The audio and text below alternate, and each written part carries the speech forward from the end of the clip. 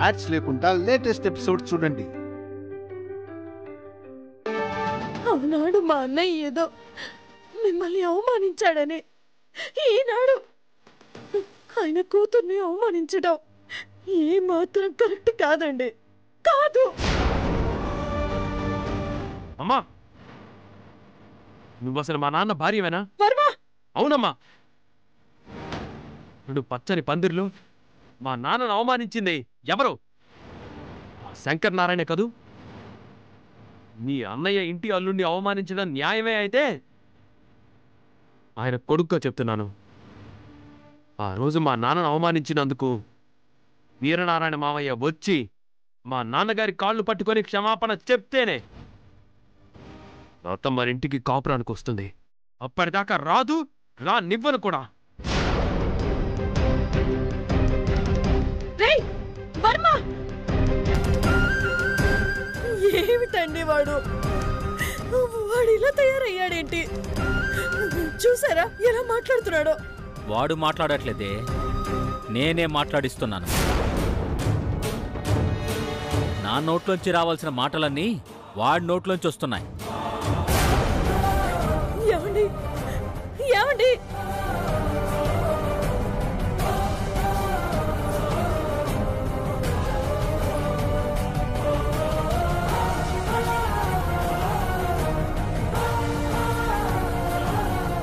ఆహాహా, ఏ అద్భుతమైన సంఘటన అయితే కళ్ళారా చూద్దాం అనుకున్నానో అలాంటి అద్భుతమైన సంఘటన చూశాను. ఇక లత చచ్చినా ఈ ఇంటికి రాలేదు, తండ్రి కొడుకులు రానివ్వరు కూడా. అది నా ఇంట్లోనే శాశ్వతంగా ఉంటుంది. ఆ తర్వాత ఆటోమేటిక్గా ఆ 50 ఎకరాలు రాయించుకుంటాను. ఏమైనా నువ్వు అదృష్టవంతురాలివే కాంతమ్మ.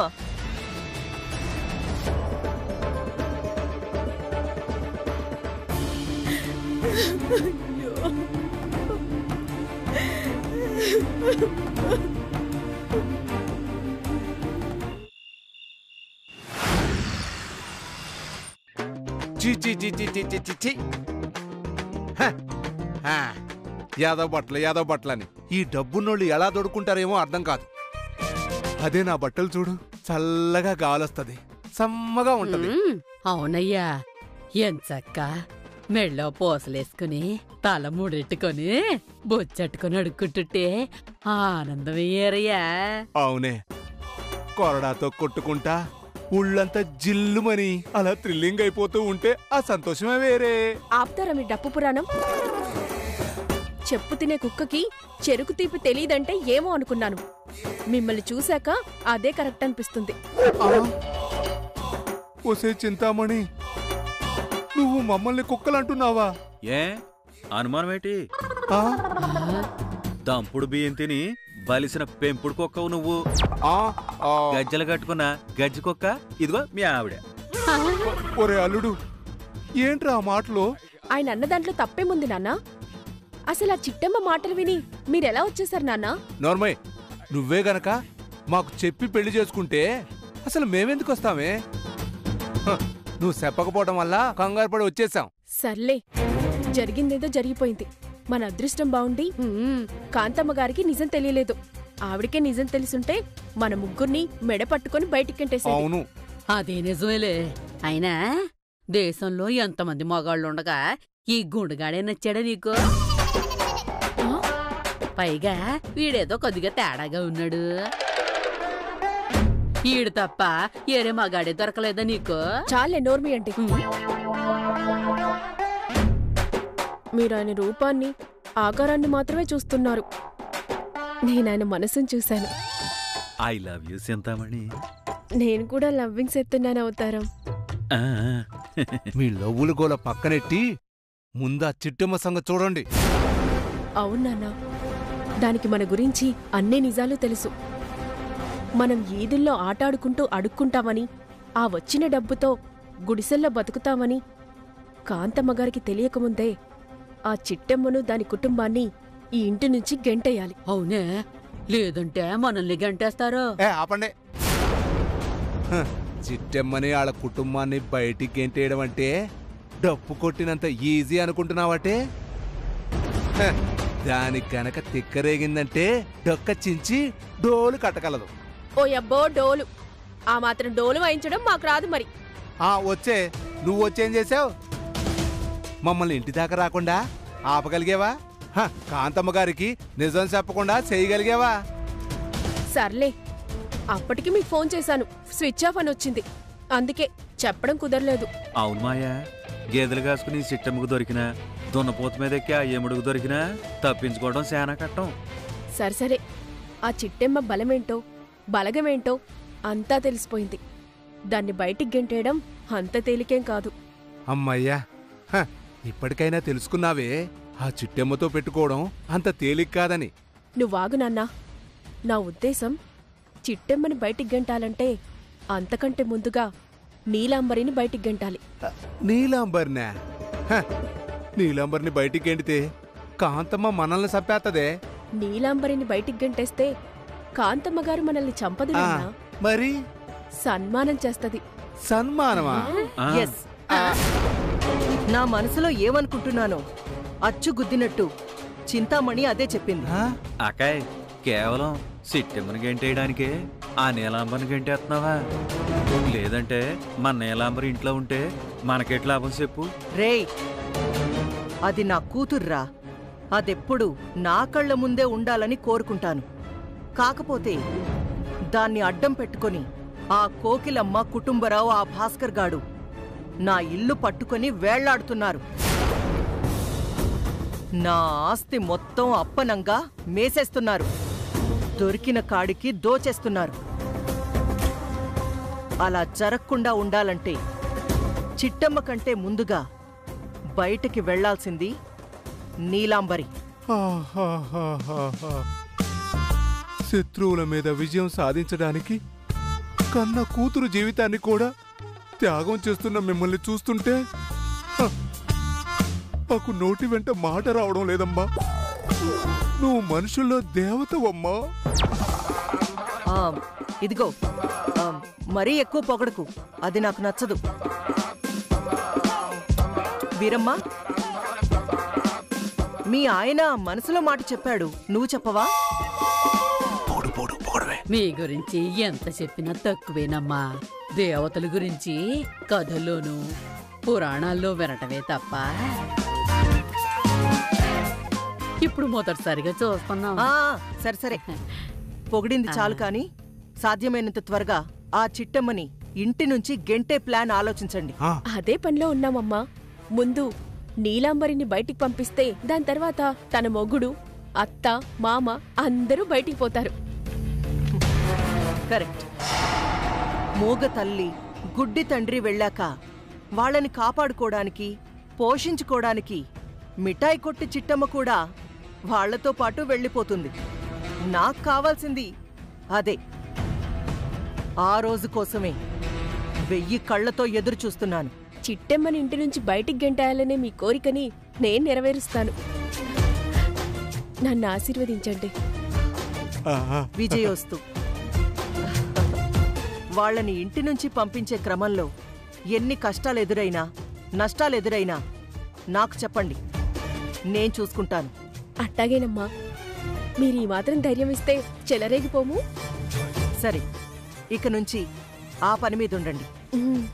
అమ్మా, మీరు మాకు ఇంత అన్యాయం చేస్తారని కల్లో కూడా అనుకోలేదమ్మా. నేను మీకు అన్యాయం చేయడమేంటి? మరి లేకపోతే మేమేం పాపం చేశావమ్మా? మమ్మల్ని ఆశీర్వదించకుండా వెళుతున్నారు. మీ ఆశీర్వాదం మా కూతురికేనా? మాకు లేదా? మేమేం పాపం చేశావమ్మా? మీరేడుస్తుంది నా ఆశీర్వాదం కోసమా? అవునమ్మా. తిండి లేకపోయినా, నీళ్లు లేకపోయినా, ఆఖరికి గాలి లేకపోయినా బతకలం గాని మీ దయ లేకుండా మాత్రం బతకలేవమ్మా, బతకలేవు.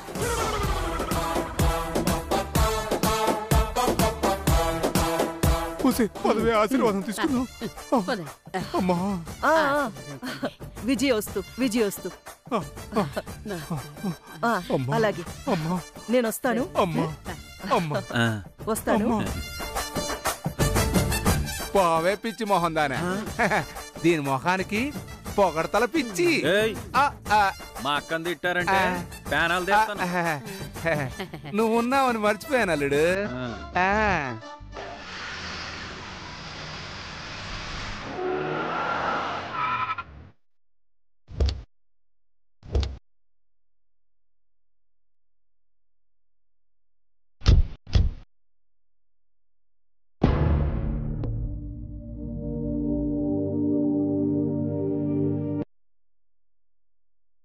సెలి ఆడే ఆగిపోయావేటి రా.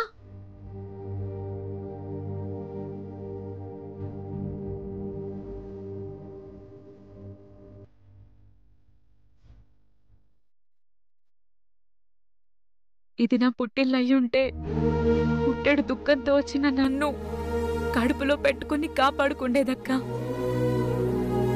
నా అత్తింటి వాళ్ళు అడిగిన కానుకలకి 100 రెట్లు కానుకలిచ్చి పంపించుండేవాళ్ళక్క.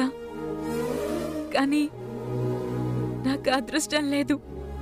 అందుకే ఎక్కడికెళ్లాలో ఎక్కడుండాలో అర్థం కాక బాధపడుతున్నానక్క. నీ బాధ నాకు అర్థమైంది సెల్లి. కొత్త కోడలు అత్తారింట్లో కాపురం చేసుకోకుండా తిరిగి కాంతమ్మ గారింటికి ఎందుకు వచ్చిందా అని నలుగురు నీ గురించి చెప్పుకొని నవ్వుకుంటారనే కదా నీ బాధ. ఆ అవకాశం జనాలకి ఇయ్యనమ్మా. రఘురా మావయ్య కోరుకున్నట్టుగా కానుకలతో పాటుగా సకల లాంఛనాలతో అత్తారింటికి పంపించే బాధ్యత నాది. నన్ను నమ్ము. అవును లత, నేను చిట్టమ్మ ఏదో ఒకటి చేస్తాం. వాళ్ళు అడిగిన కానుకలిచ్చి అత్తారింట్లో నువ్వు తలెత్తుకునేలా చేస్తాం.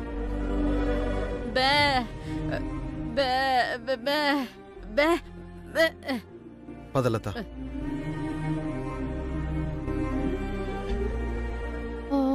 ఊరుకోనన్నా, ఊరుకోరా. నీకేమో గాలి లేకపోతే నిద్ర పట్టదు, ఇక్కడేమో ఫ్యాన్ తిరిగి చావదు, బయట దోమలు, వెదవ దోమలు. వదినా, చిట్టమ్మా వచ్చేసావా? అదేంటి మీతో పాటు లత కూడా వచ్చింది? అదంతా తర్వాత చెప్తాను కానీ నువ్వేటి అల్లుని గదిలో పడుకోబెట్టకుండా హాల్లో కట్టుకొచ్చావు? చూసావు కదా ఎన్ని దోమలున్నాయో. ముందు అల్లుని గదిలో కట్టుకెళ్ళు. అయ్యో నా రాత, గదిలో పడుకునే అవకాశమే ఉంటే నీ అల్లుని హాల్లోకి ఎందుకు తీసుకొస్తాను చిట్టి?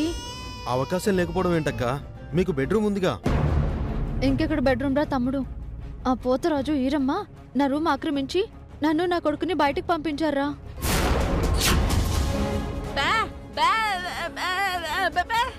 అమ్మను బాగు. వదినా, ఆ పోతరాజు ఈరమ్మ నీ గదిలోకి వస్తే మాత్రం నువ్వెందుకు కూరుకున్నావు? 4 తగిలించి బయటికి ఏంటేయాల్సిందే. నేను అదే చేద్దాం అనుకున్నాను, కానీ ఈలోపే మా అమ్మ వచ్చి వాళ్ళకే వత్తాసు పలికి నన్ను నా కొడుకుని బయటికి పంపించేసింది. ఏటేటి ఇదంతా కాంతమ్మకి తెలిసి జరిగిందా? తెలిసి జరగడం కాదు, వాళ్ళ బలమేంటో మనకి తెలియాలని చేశారు. వదినా, అసలు ఏటి జరిగింది? వీడు ఏడుస్తున్నాడని పడుకోబెడదాం కదా అని నా బెడ్రూమ్కి వెళ్ళాను. ఆ తర్వాత ఏం జరిగిందంటే,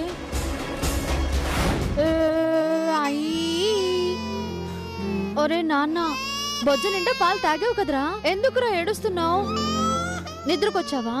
సరే సరే, నిన్ను పడుకోబెడతా పదా.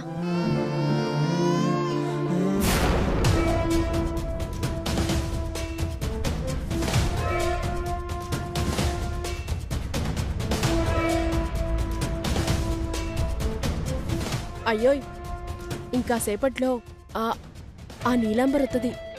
నా గదిలో మీరున్నారేటి, బయటికి పొండి అంటది. మీరు మాత్రం తగ్గొద్దు, కాలు మాత్రం బయట పెట్టొద్దు. నీలాంబర్ సంగతి నేను చూసుకుంటానుగా. అయినా ప్యాసింజర్ రైలు పొగలాగా గది నిండా ఇంత పొగ ఊదెత్తే నీలాంబరి దాని కొడుకు ఈ గదిలో ఏం చేస్తారు? బాగా చెప్పావు మాయో. ఈ పొక్కి నేనే ఉండలేకపోతున్నాను. ఇక నీలాంబరి దాని కొడుకు ఎలా ఉంటారో.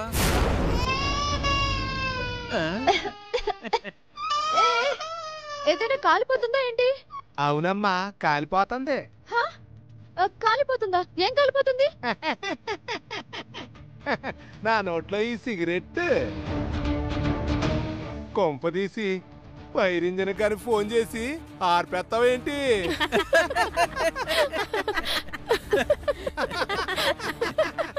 చాలా ఆపండి.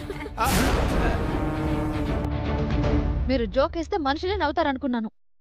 ఇలా కోతుల మందు కూడా నవ్వుతుందని ఇప్పుడే తెలుసుకున్నాను. చింతామణి చూసావానే, మమ్మల్ని అట్టుకుని కోతుల మందా అంటుంది. నీలాంబరి, మా అమ్మ నాన్న నీకెలా కనిపిస్తున్నారు?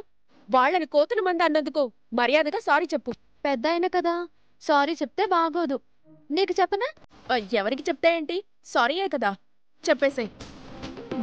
అలా చింతామణి సారీ చెప్పమంటే కొడతావేంటి? నా భాషలో సారీ చెప్పడం అంటే కొట్టడం అనే అర్థం. ఇంకోసారి సారీ చెప్పమంటావా? ఏమొద్దులే. అయినా ఈ గదిలోకి నువ్వెందుకు వచ్చావు? ఏయ్, ఆ మాట అడగడానికి నువ్వే వెరువే. ఇది నా బెడ్రూమ్. నేను కాకపోతే ఇంకెవరు పడుకుంటారు? మేము ఈ రోజు నుంచి మేమిద్దరం ఇక్కడే ఉంటాం. ఏయ్, చాలే ఊరుకో. ఈ గదిలో మనుషులకే పర్మిషన్, మీలాంటి పందులకు లేదు.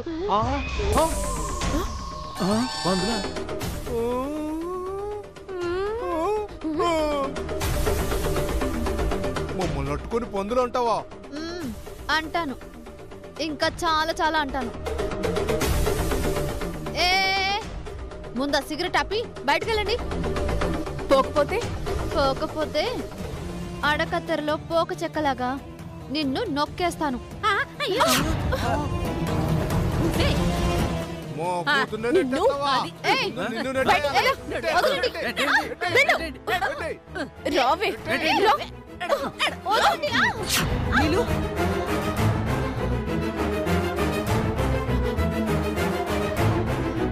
అమ్మా, చూసావా అమ్మా?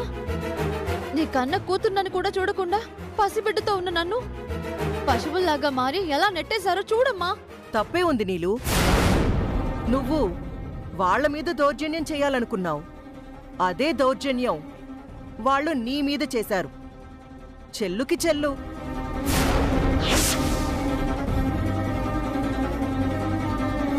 వీళ్ళు అవమానించింది నీ కన్న కూతుర్నమ్మా. ఛా, నిజమా?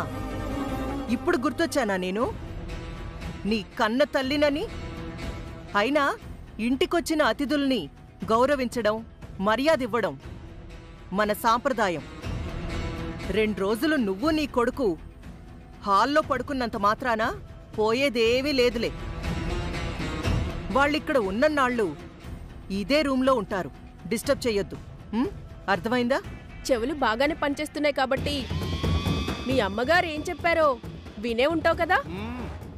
మా అమ్మ నాన్న ఇక్కడున్నన్నాళ్ళు నువ్వు నీ కొడుకు వెళ్ళి హాల్లో తొంగండి. వెళ్ళండి.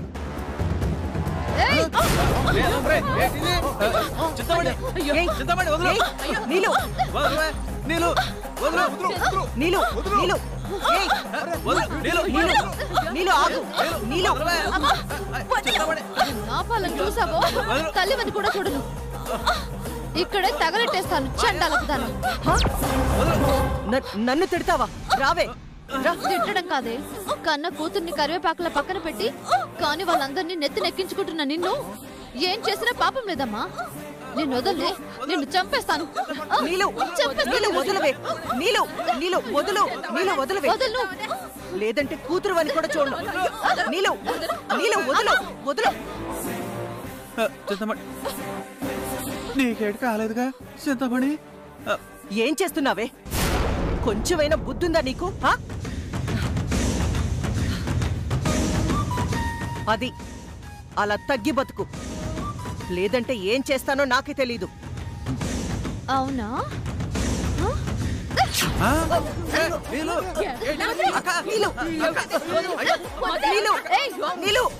నేను నీ తల్లినే. వదులు, వదిలివే, వదులు, వదిలివే. ఇప్పుడు గుర్తొచ్చిందా నేను నీ కన్న కూతుర్నని? డబ్బు కోసం ఎంత నీచమైన పనులైనా చేస్తావేమో గాని కన్న కూతుర్ని అవమానిస్తావని ఇప్పుడే తెలిసిందమ్మా. ఇలా అవమానం చేసి ఏదో సాధించాననుకుంటున్నావేమో. నాకు గాని తిక్కరేగిందంటే ఈ ఇంటి ఆడపిల్లగా ఈ ఆస్తిలో సగం వాటా రావాలని కోర్టులో కేసేస్తా. కుక్కను తిప్పినట్టు తిప్పుతాను.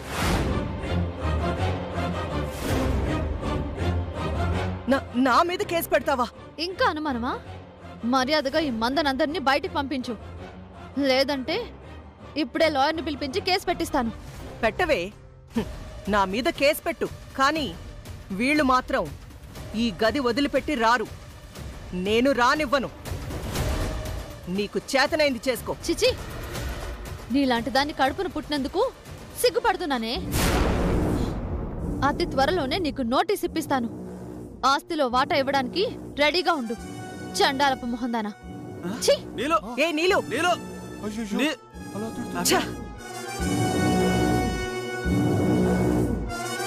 కాంతమ్మ గారు, మీ అమ్మాయి అన్నంత పని చేస్తుందేమోనండి. పొరపాటున మీ అమ్మాయి కేసు పెడితే ఇప్పుడున్న చట్టాల ప్రకారం ఆడపిల్లకు కూడా వాటా వెళ్తుందండి.